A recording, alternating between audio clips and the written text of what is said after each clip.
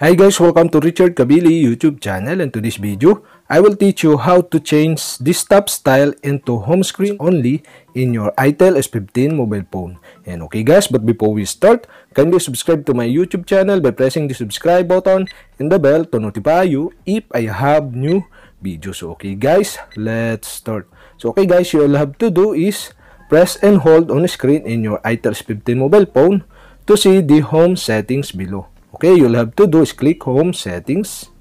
And okay guys, here in home settings, okay, and this top style, you can see the home screen only.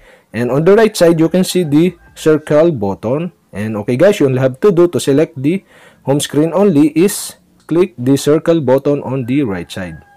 And okay guys, automatically applying the home screen only to your itel S15 home screen. And okay guys, okay, we have successfully changed the desktop style into home screen only. And okay guys, if you have a question, kindly comment below.